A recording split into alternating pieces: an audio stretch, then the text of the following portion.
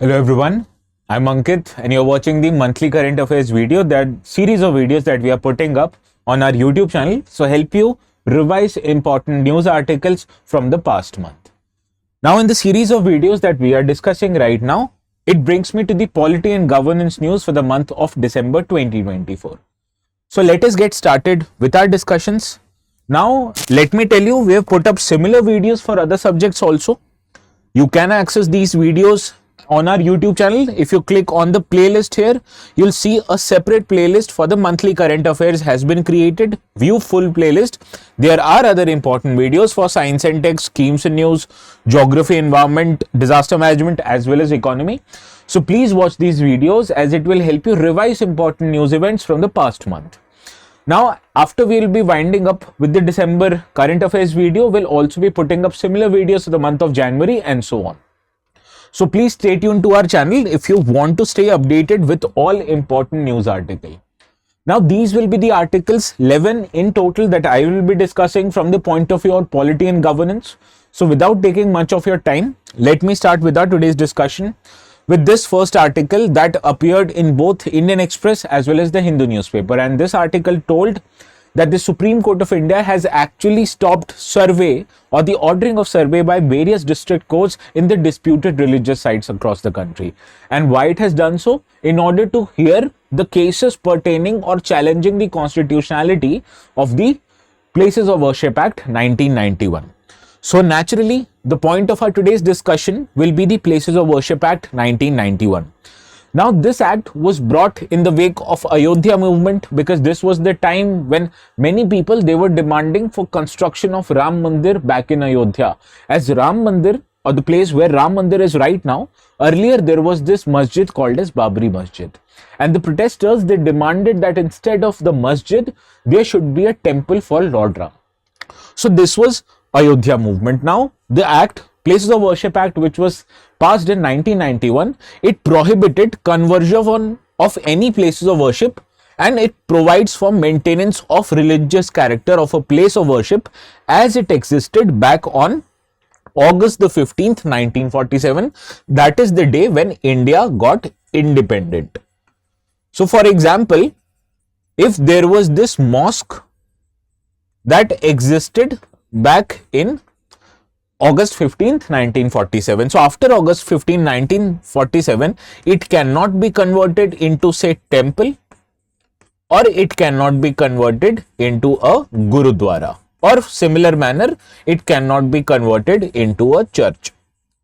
So this preserved the religious character of any particular religious site. Similarly, if a temple existed on August the 15th, 1947, it cannot be converted into a mosque, and it cannot be converted either into Gurudwara or it cannot be converted into a church. And that is why this kind of an act, it preserved the religious character and maintained the religious character as it existed back in 1947 and into the coming future. So this was Places of Worship Act. Now there were many religious places that were kept outside the purview of Places of Worship Act. First was the Ram Janmabhoomi and Babri Masjid dispute, as it was ongoing topic, and hence court was also considering the motions of it. So that is why this was excluded from the purview of Places of Worship Act. Also, any ancient monuments and archaeological sites that were governed as per the provisions of Ancient Monument and Archaeological Sites and Remains Act 1958, all of these ancient monuments and archaeological sites were also kept out of the purview or exempted from the Places of Worship Act 1947. And now there are many cases currently in the Supreme Court of India that has challenged the constitutionality or the legality of Places of Worship Act. And the Supreme Court has said that until the Supreme Court gives a judgment on this Places of Worship Act, no new survey can be ordered on any disputed religious site. Now, first of all, let us try to understand why the constitutionality has been challenged under the Supreme Court. And it is because of two particular reasons. First, that this petitioners, they've said that this Places of Worship Act, it takes away the power of judicial review, as they have said that there are existing claims on the disputed site, and once the judiciary, it cannot decide on whether the existing claim is actually legal or not. Hence, it takes away the power of judicial review, and therefore it should be struck down by the Supreme Court. Also, there are many petitioners who say that the cutoff date, which was set according to a law called August 15th, 1947, it was actually arbitrary in nature, because most of these religious disputed sites, they were disputed even before India got independence. So it is not actually the India's independence that created this dispute, rather it was many centuries even before the India's dispute. So that is why, according to the petitioners, it takes away the power of judicial review, and the date of cutoff, that was August 15th, 1947, it itself was arbitrary, and on these grounds, the Supreme Court should actually unconstitutionalize or reject this Places of Worship Act 1991.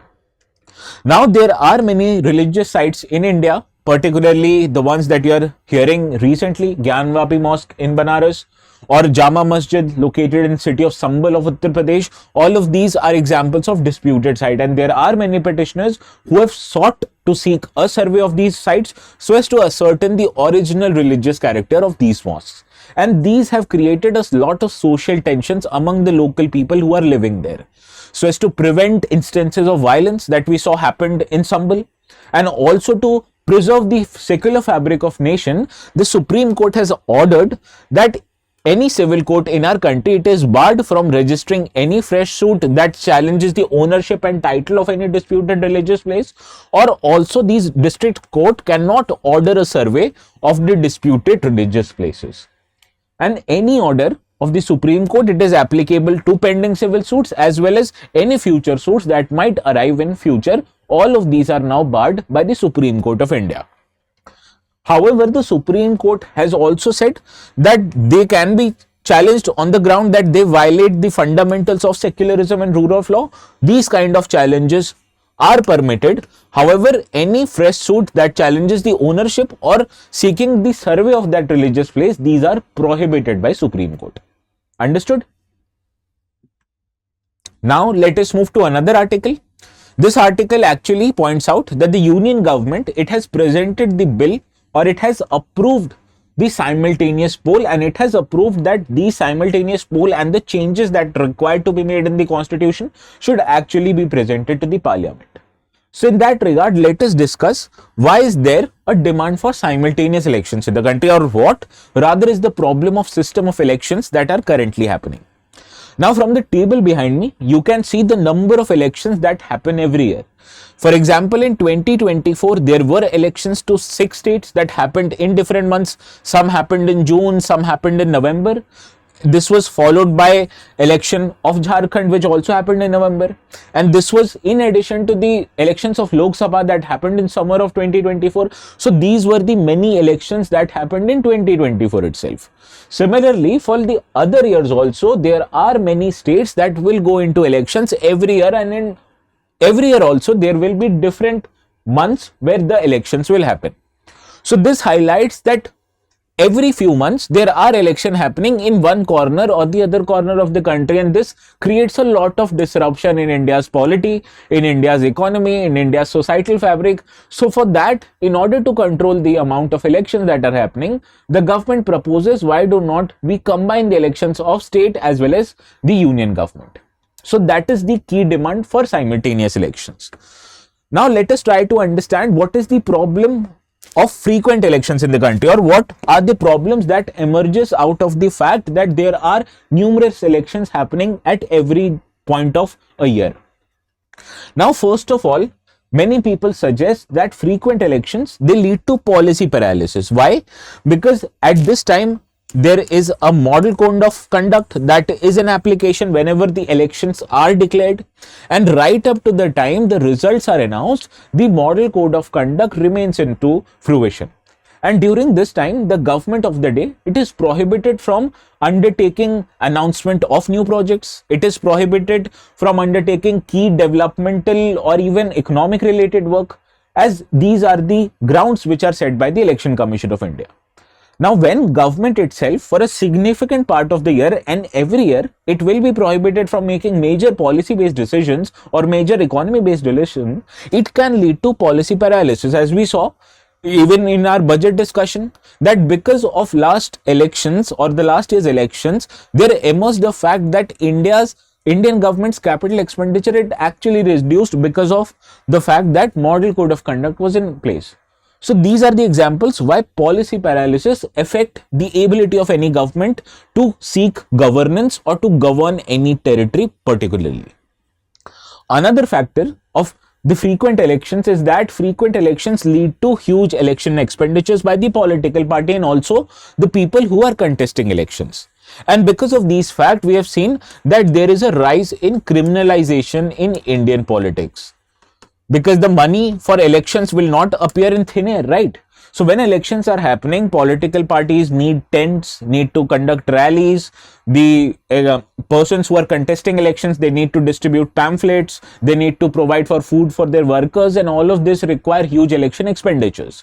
So to meet these kind of election expenditures, political parties and candidates, they often rely on criminals to supply them with money. And this has resulted into the fact that criminals are now coming into politics themselves. So this is one downside of frequent elections, that politicians require money and they source this money from criminal elements, which leads to criminalization of Indian politics. Also, recent times we have seen that there is a rise in populism in our country, that during the election one party says that we'll provide you 5,000 every month in our bank account. So to compete with that, the other party says that instead of 5,000 I will give you 6,000, give the vote to me. Whereas this problem was prevalent earlier in the southern states, as one political party promised mixer grinder, the other political party came up with the idea of distribution of color TV sets. So this is how, when parties engage in competitive populism, it affects the state exchequer, as the money is sourced from the government accounts once the party comes into power, and this creates a lot of financial and fiscal problem for the government.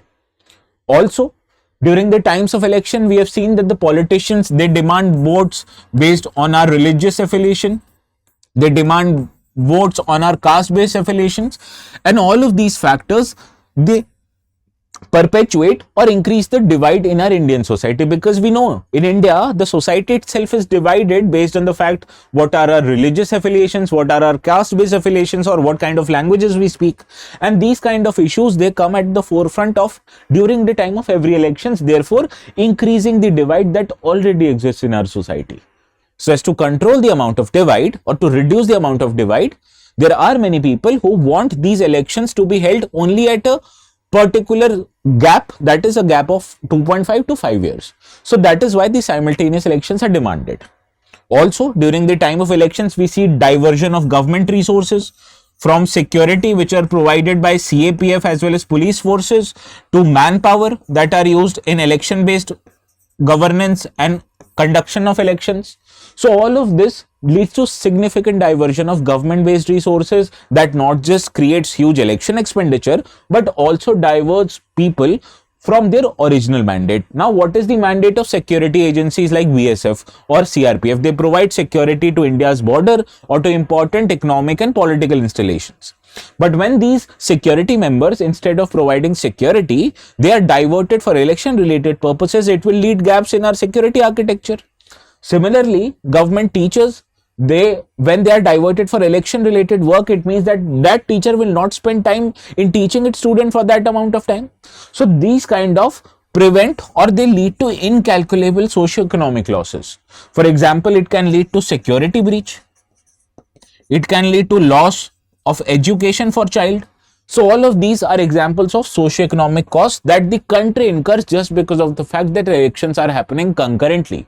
And for that elections, you need significant amount of manpower, which are provided through government sources. Understood? So these are the sum total of reasons why the government wants to bring simultaneous election.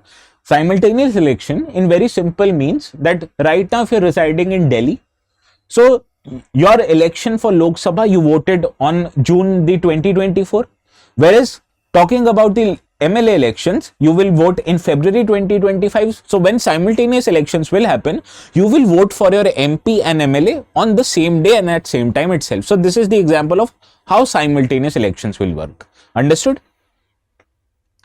Now there was this panel that was formed in order to recommend how this simultaneous election should be recommended or implemented, and this panel was led by a former President of India, Mr. Ramnath Kovind.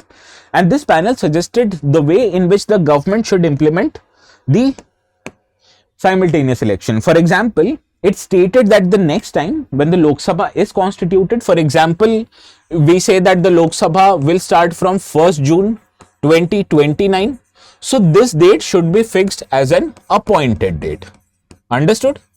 And any elections to the state that will happen after 1st June of 2029, say example, a state or the state assembly starts its functioning from 1st June 2031. So the tenure of this particular assembly will not end after 5 years, but rather it will end from the 5 years of appointed date, that is 31st of May 2034. Understood? And every election that will happen from 1st of June 2029 till 31st of May 2024, all of those state assemblies will, the tenure of those state assemblies will end after the 5 years of appointed date. So theoretically, the new Lok Sabha that will be constituted in 2034, all the state elections can happen at the same time, and therefore synchronizing the timelines for all the state elections. Understood? So this was the first suggestion made by the Ramnath Kovind panel. Also, after the synchronizations for tenure of Lok Sabha and state assemblies are done, then the synchronizations of elections of municipalities and Panchayati Raj institutions should also happen. So that will how the entire election machinery, right from Lok Sabha till the lowest level of municipalities and panchayats, will happen at the same time. Also, to implement these kind of decisions, the government said that the Election Commission of India, in active cooperation with every state election commission, it should provide or it should form a single electoral roll for all the voters who are eligible to vote in the country. Understood? So this is how the process of simultaneous election will be implemented, that you will fix an appointed date, and this elections to the state assemblies that happen after the appointed date, their tenure will end 5 years from the appointed date. Understood? And they will not have a tenure of entire 5 years. And after in 2034 will achieve synchronization, then the elections can happen simultaneously for Lok Sabha and for the state legislative assembly. Understood? Now let us move to the another article of the day. This article actually highlighted that the new government was sworn into power in Maharashtra, and that also included swearing in of the new ministers for the state government. So in that regard, let us try to discuss the Council of Ministers at the state level. Now, Article 163 of the Indian Constitution, it states that the Council of Ministers, they exist for every state government, and the purpose or the intention of this Council of Ministers is to aid and advise the governor in how the government should function. And the advice which is tendered by the Council of Ministers, and this Council of Ministers is headed by the CM of the state, it shall not be inquired into or by any court in the country. So this is the executive privilege that is extended to the Council of Ministers. Also, Article 164 of the Indian Constitution, it states that the Chief Minister shall be appointed by the governor, whereas the governor appoints the Council of Ministers based on the aid and advice of Chief Minister of the state. So actually, it is the discretion of the Chief Minister who he or she wants to include in their Council of Ministers, or who or he does not want to include in the Council of Ministers. Understood? Now, how many of ministers can be appointed in any state? According to that, the Constitution itself says that the total number of ministers, including the Chief Minister, shall not exceed 15% of the total state of the assembly. For example, if the Legislative Assembly has 100 members, so the strength of Council of Ministers, including CM, should not be more than 15. Understood? However, it also states that in any case, it should not be less than 12. And this provision actually did not appear in the Constitution back when it was drafted. Rather, it was added in 2003 by the process of 91st Amendment of the Indian Constitution. So we understood that the Council of Ministers, they are appointed by the governor based on the aid and advice of Chief Minister, and the number of Council of Ministers that can be appointed, there is a fixed limit of not more than 15% of the entire strength of the Legislative Assembly. And this also includes the Chief Minister of the state. Now, who are eligible to join as Council of Ministers now? Member of either house of the state legislature, that is State Legislative Assembly or Legislative Council, can be appointed as Council of Ministers, and even if a non-member of these houses can be appointed, provided that they become a member of these houses in the 6 months from the time they are appointed. So technically anyone can be appointed as Council of Ministers, and if they are not an existing member of the house, then they have to become a member of either of the houses in the next 6 months, otherwise their ministership will be cancelled. Also, the ministers, they hold the office during the pleasure of governor, and the Council of Ministers, they are collectively responsible to the State Legislative Assembly. So technically, if the CM resigns from his post, then the entire Council of Ministers is dissolved, and the time the next CM takes into the oath, the next Council of Ministers will be formed accordingly. And it is the governor who administers the oath of office and secrecy to the Council of Ministers. Understood? All the important aspects of important constitutional articles, the strength on who can be appointed as Council of Ministers. Understood? Now let us move to the another article. This article actually said that the opposition, it moved the notice into a Rajya Sabha of India so as to remove the Vice President of India, and this was due to some political controversy which is non-material or not important for UPSC perspective. But what is important, that what does Constitution of India says about the removal of Vice President of India. So let us try to understand this. Now the Vice President of India, he or she, they hold office for some period of 5 years from the date when they enter into office. However, if they want to resign, they can do so after giving a letter of resignation to the President of India. And instead of resigning, the Constitution of India also provides for an option that for some reason there can be a process to remove the Vice President from office. And what is the method of this removal? Therefore, the Article 67 of the Indian Constitution talks about it. Now, Article 67 of the Indian Constitution, it provides that removal of Vice President can happen if a resolution is introduced in the Council of States, and after introduction, the majority of all the then members of the Council, they agree to it, then the House of People will again decide on whether to remove Vice President or not. For example, the strength of Rajya Sabha is 245 total strength. However, does majority of all the then members means 123 members? The answer is no. All the then members specifically highlights that from this total strength, you minus or you remove vacancies that have emerged.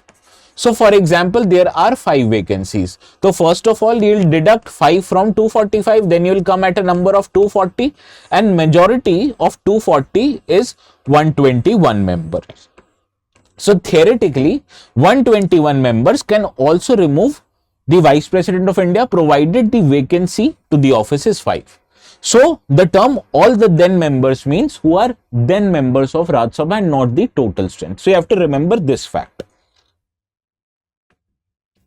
Now moving to another article, this one actually talked about or the demands from opposition to remove a judge who was posted in the High Court of Allahabad, which is in Uttar Pradesh. So in that regard, let us try to understand why is actually or what are the grounds based on which any judge of High Court or Supreme Court can be removed from office. Now for that matter, Article 124 talks about judges of Supreme Court and Article 218 talks about judges of High Court, and these articles provides for the ground based on which the judges of Supreme Court and High Courts can be removed from office. Now the grounds based on which they can be removed are just 2, that is proven misbehavior and incapacity. And they can only be removed by an order of President after each houses of the Indian Parliament, they by majority of total membership and majority of not less than 2/3 of members present and voting. Both of these conditions have to be satisfied, and then only a judge of the Supreme Court can be removed from office, so the judge of High Court. For example, total strength of Rajya Sabha is 245, and suppose at any given point of day only 100 members were present. So if they decide by not less than 2/3 of members, the sum total is 67. But what is the majority of total membership? It is 123 members. So this 123 is actually more than 67. So if 100 members are present, they cannot remove the vice president for office. Rather, we have to satisfy both of these conditions simultaneously after a voting takes place, and then only the judge of High Court or the Supreme Court can be removed from office. Now, the procedure of removal, the Constitution, it just says the process of removal, but the procedure of this removal is regulated by an act passed by the Indian Parliament called as Judges Inquiry Act of the year 1968. And it states that this motion of removal, first of all, have to be filed in a particular house. And for that, if it is filed in Lok Sabha, not less than 100 members should actually vote for the removal. And for Raj Sabha, not less than 50 members should actually vote for it. And then only this motion is first of all introduced in the house. And after the introduction of this motion, the charges against the judges of High Court or Supreme Court, it is inquired by a 3-member committee of inquiry, which consists of Chief Justice of India or any judge of Supreme Court appointed by him, Chief Justice of any High Court, and a distinguished jurist. And this committee actually frames charges, seeks medical tests, and inquires upon whether the conduct of the judge who is in question of removal is actually liable to be removed from office or not. Understood? And once this committee decides, it submits a report on the floor of the house, which is presented to the presiding officer of the house, and then the presiding officer of the house places this particular report in the floor of the house. So this report actually proves, or it does not prove, the guilty behavior of a particular judge. So for example, if the committee of inquiry founds the judge not to be guilty of proven misbehavior or incapacity, then the matter itself ends here and no removal can take place. But what if the committee finds the judge guilty of proven misbehavior and incapacity? Then the report is adopted in the house and the address and the part of voting begins. So first of all, you need to find the judge guilty, and then only the voting can happen. Now, sum total, from the time Indian Constitution was enacted, only 6 attempts have been made for removal of a judge, and 2 instances have actually found that judges were guilty. However, even after that, this process is so difficult that no judge has actually been impeached till now. And the last proceeding that went into the House of Parliament was the removal of then Chief Justice of India, Mr. Deepak Mishra. Understood?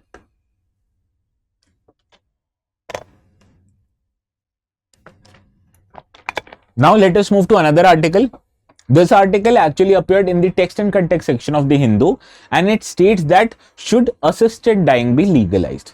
So let us try to understand what is this process of assisted dying. Now this kind of a bill was introduced in the floor of the house located in the United Kingdom. However, it deals with the fact that even is relevant for Indian context. So that is why we are dealing with this particular article, even though this kind of a development happened in a foreign country. Now, the process of assisted dying is actually a process where a person ends their life with doctors or medical assistance. But why is this actually contentious? First of all, that people who want to die with help, they want to end their suffering in a humane way, because according to them, the wishes of how they will live their life is actually their own, and it is, or it should be given the power to that person to end their own life themselves. Also, this kind of an assisted dying is seen as an example that it can prevent suicide in cases of people who are terminally ill, or just by the wants of that they are ill and they might face certain difficulties in the future, they want to end their life at the time when they are at a good stage. So this kind of a way, it provides them the way out so that they end their life in a humane way and they are denied of the ills or the problems that a person faces when they are terminally ill.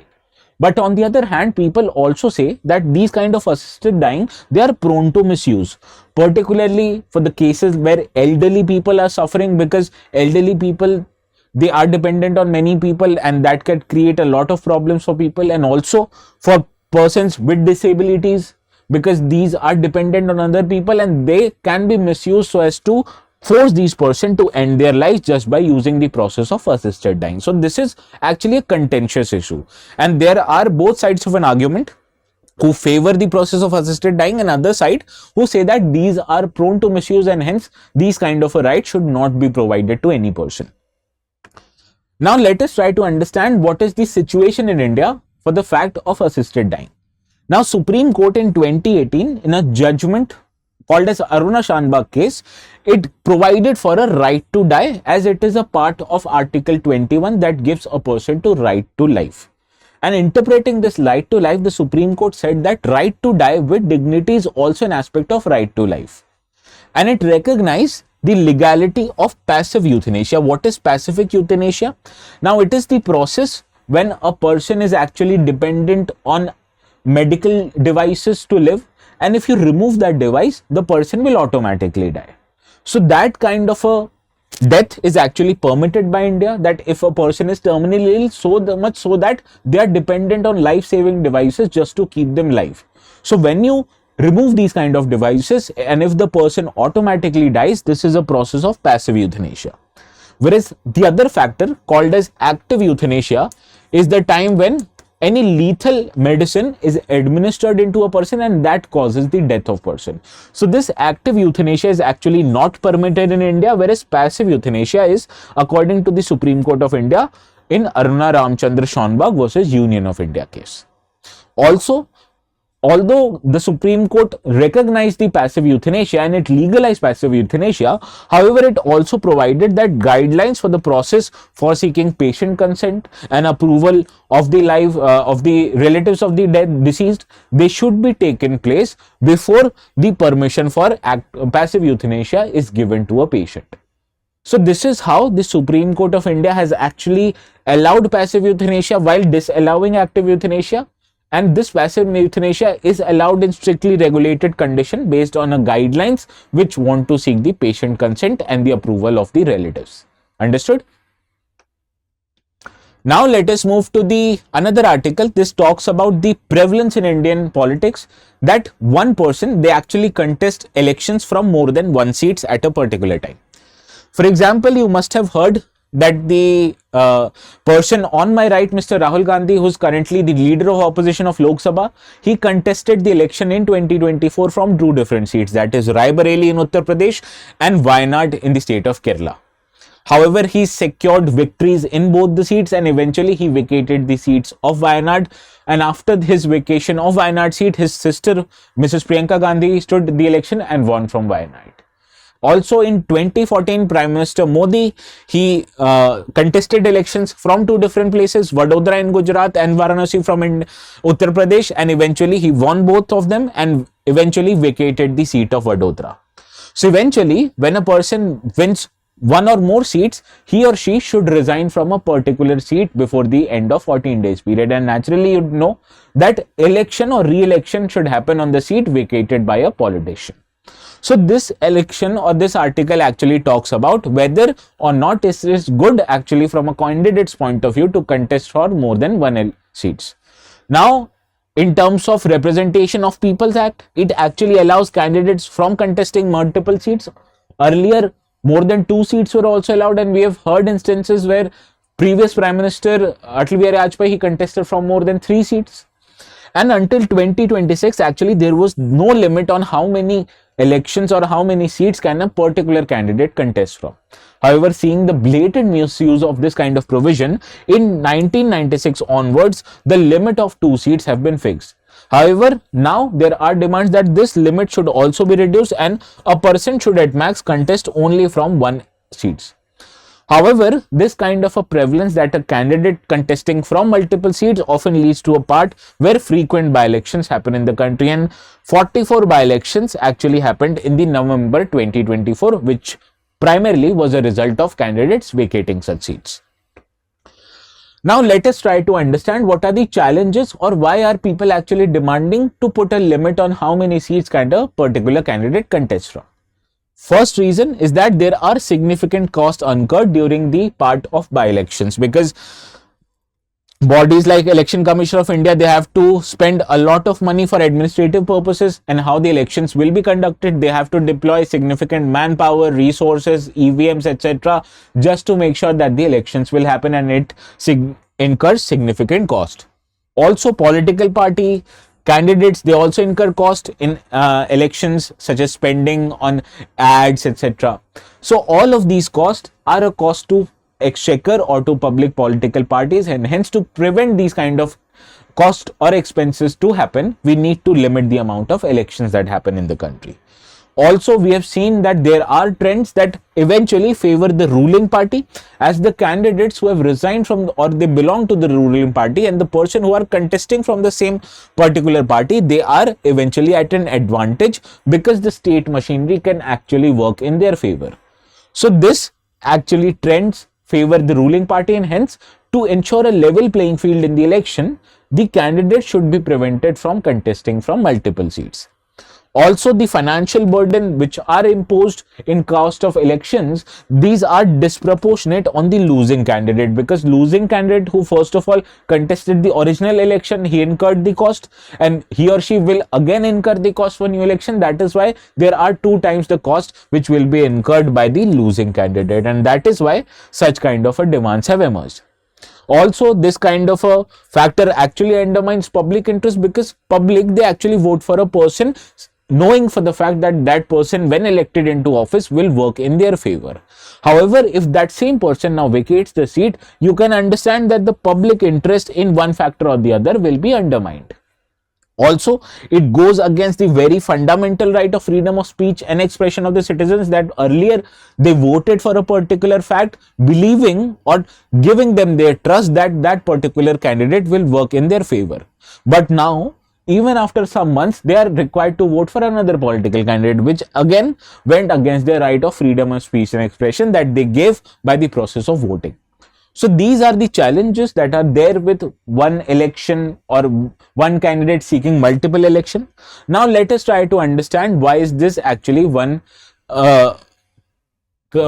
candidate seeking multiple elections actually desirable. First of all, it provides safety net for candidates, actually political candidates who have not secure of their victory in any electoral prospects. They actually try to play it safe by seeking elections from multiple constituencies. Also, it smoothens the process of leader continuation or transition, because if any leader is coming into future, that leader might face certain kind of problems when it comes to public interest. So in order to safeguard their victory, political parties have a trend that the new leaders actually seek elections from multiple parties. So these are the political factors that actually want that one candidate should seek election from multiple constituencies. And in that regard, certain reforms were suggested in the article that I have given here. First of all, it stated that Section 33, subsection 7 of RPA should be amended so as to ban one candidate contesting from multiple constituencies for the same office. And if the election for some reason have to happen, then there should be recovery of full cost by the election from the candidate who are vacating the seats. So this is the ideal way out, that okay, if you're contesting from more than one seat and if you have to resign from a particular seat, the by-elections can only happen if you bear the entire cost for that by-election.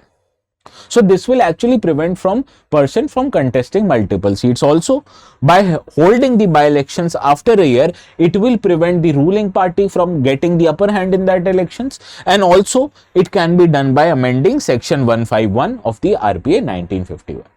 Understood?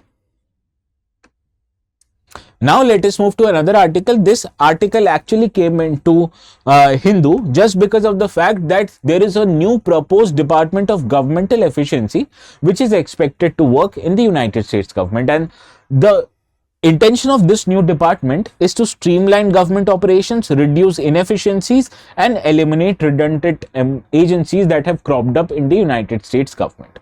So there was this similar demand that why can't such a similar department can be set up in India to rationalize the bureaucracy in the country.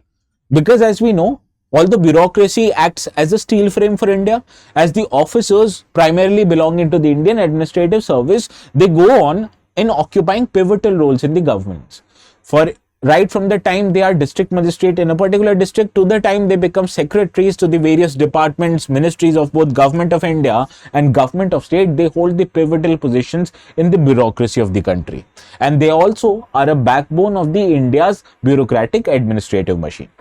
However, these IAS officers and other bureaucrats, they are also subjected to certain challenges that they face into their day-to-day functioning. First of all, there are a lot of political interference in the working. As politicians, they often interfere in their day-to-day work, highlighting what they should do and what they should not do, sometimes which can be even illegal in nature. Also, there are a lack of specialization when it comes to Indian bureaucrats because they are appointed by a simple exam right after they are graduating from any stream, regardless of the fact. And what if there is a chance that a person having a degree in arts, they go up manning the health ministry? And what if a person having an engineering degree go on to work in a ministry of finance? So for that kind of specialized role, you actually need experts or specialists and not the generalists like the bureaucrats in India are. Also, there are outdated personal practices that are used in India's bureaucracy, one of which is the preference given to seniority when it comes to promotion, and it does away with the need of recognizing and rewarding the sum of merit in India's bureaucrats. So these are the problems that are challenges faced by bureaucracy into their day-to-day functioning. Now, there are many attempts that have been made to reform India's bureaucracy. It started with first ARC that was set up in 1966. It also continued with the setup of second ARC in 2005. Whereas also lateral entry has been proposed into senior bureaucratic positions from the position of Joint Secretary into the Government of India, where the domain experts who are working in private sector or PSUs can be hired on a contractual basis for a 3 to 5 year tenure. However, this article also suggests some kind of suggestions. First of all is to prioritize merit and domain expertise in the Indian bureaucracy, because going forward, the bureaucracy will be required to regulate the roles which require specialized expertise, so that domain expertise is actually the way to go. Also, to reward people who are actually meritorious in the government, instead of giving preferences to seniority, the preference should be given to merit. Further, promotion should be based on measurable performances. The high performing individual should be rewarded with promotion, whereas not so high performing and rather lagging behind persons can be retained into their existing roles without giving them with the promotion, and that actually will encourage and incentivize meritorious candidates over the others.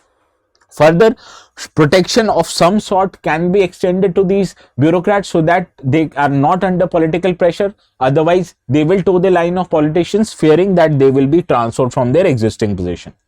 Also, you need a robust data infrastructure to track performances and how the measures taken by the bureaucrat are implemented on ground, which will tell you what kind of a bureaucrat or which bureaucrat is more effective and which bureaucrat is not so effective.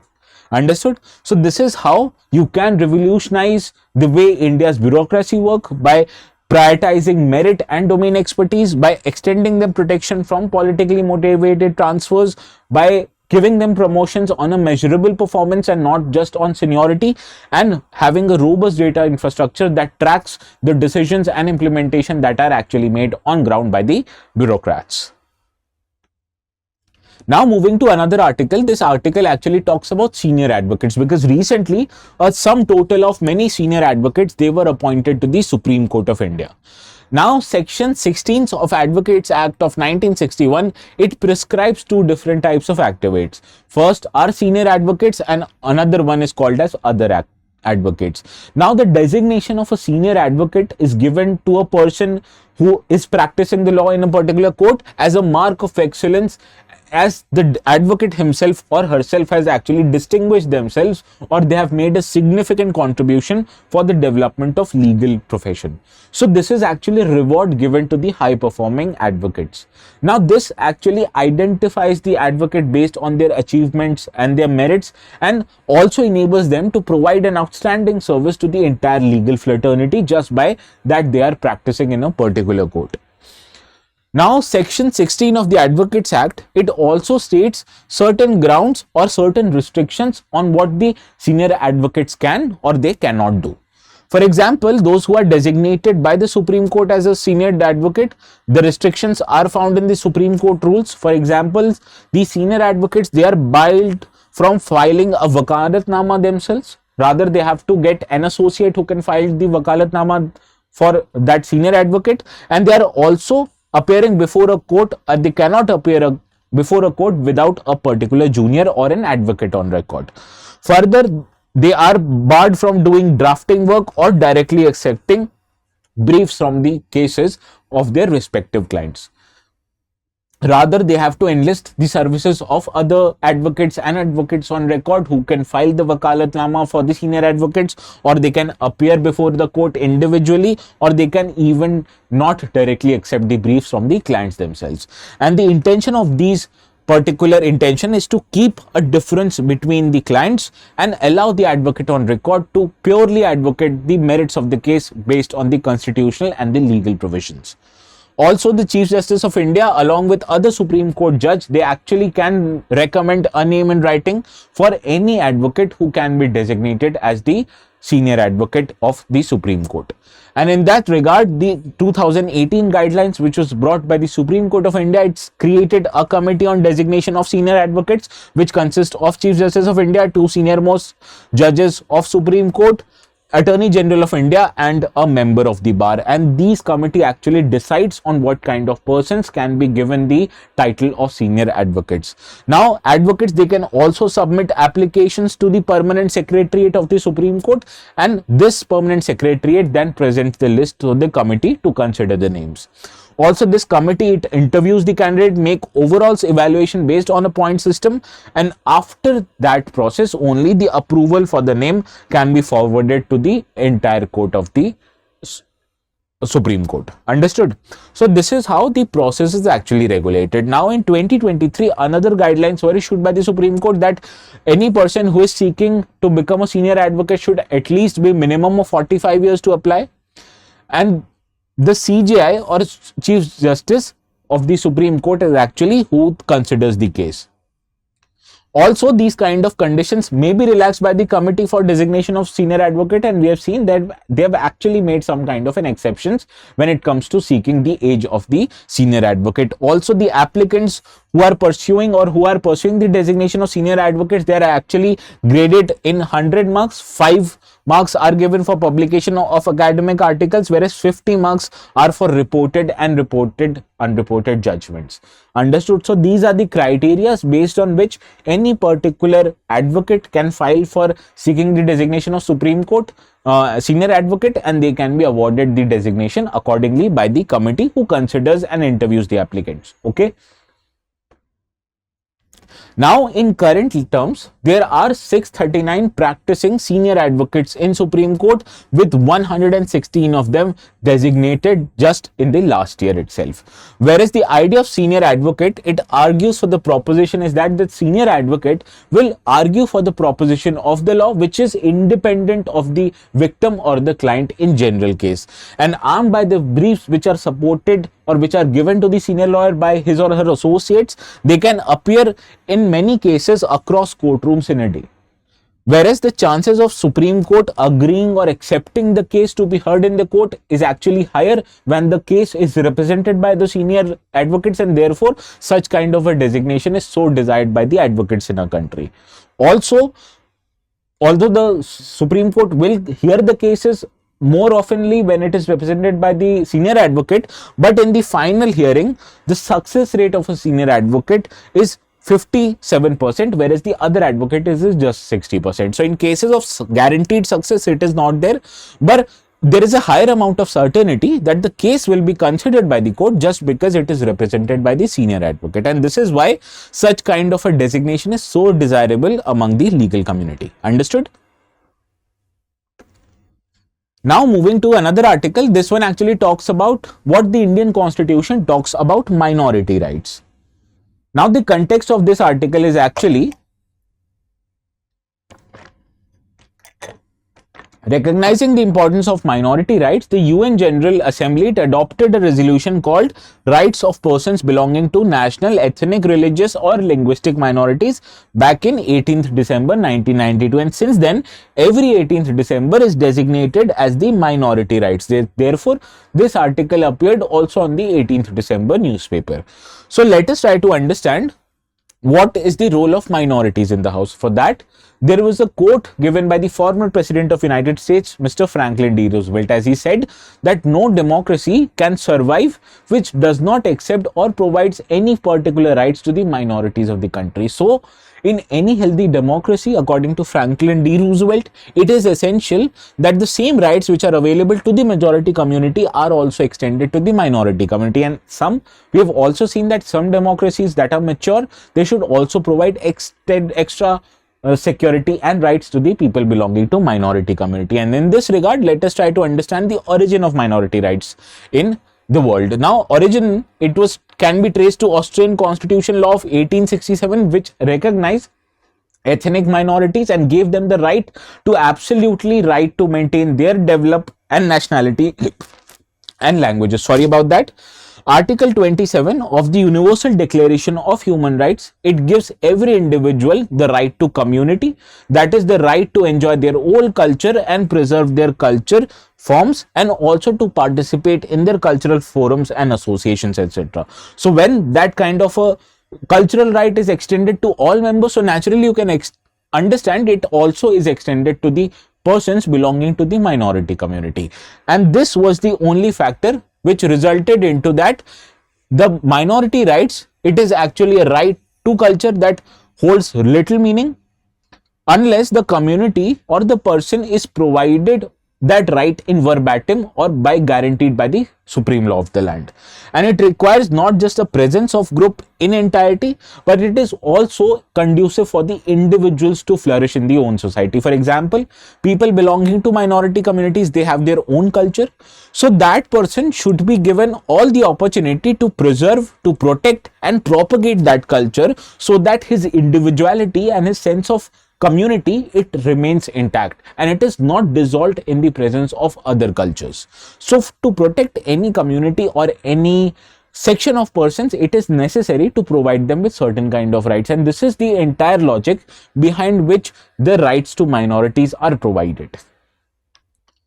Now, let us try to understand what kind of minority rights are provided in India by the Supreme Law of the land, that is the Indian Constitution. Now, Article 21 of the Indian Constitution, it states any sections of citizens residing in the territory of India they have a distinct language, script or culture of their own, they have the absolute right to conserve the same. That means any sections of the society, be it majority or minority, and if they have a different language, it is their absolute right to conserve and protect their entire language and culture. Also, Article 30, all religious and linguistic minorities, they have the right to establish and administer any educational institution of their choices. So, for example, institutions like Jamia Millia Islamia, Aligarh Muslim University, these are examples of minority educational institutions in India. So is Stephen's College of the Delhi University.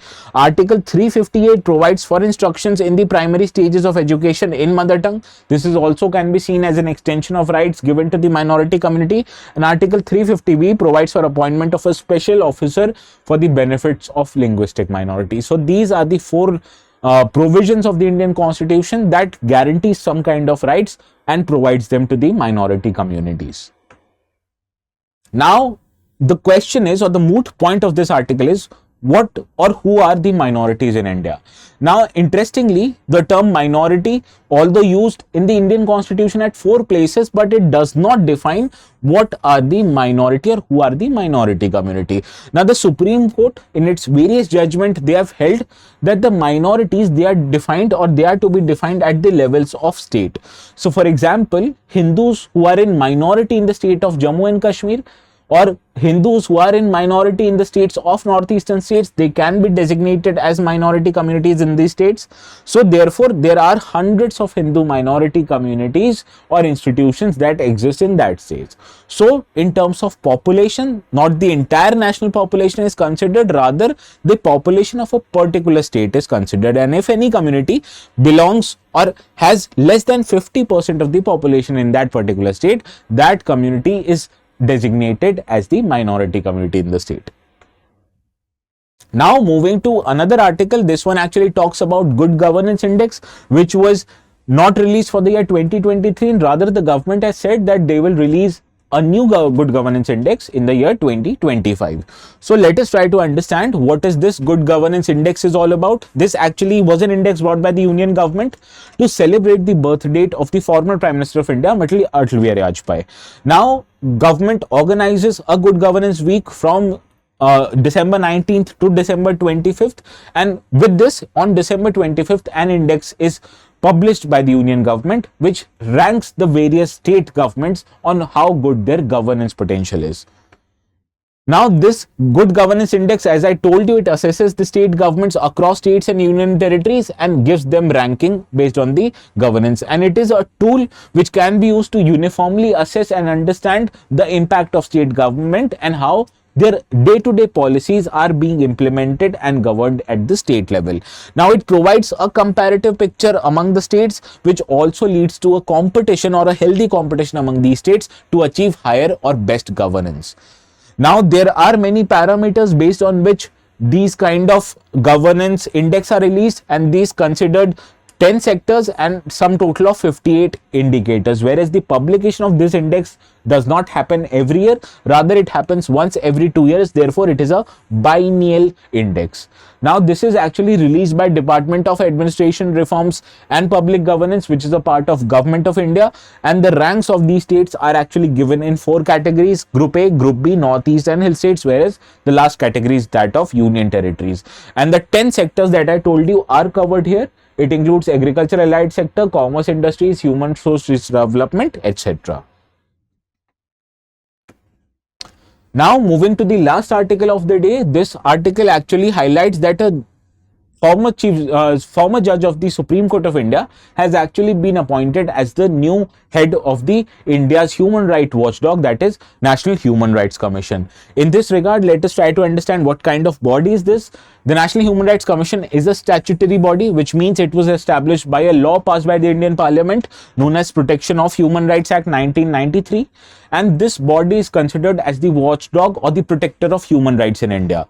Human rights, for example, are the rights that are bestowed upon humans just by the virtue that they are born as humans.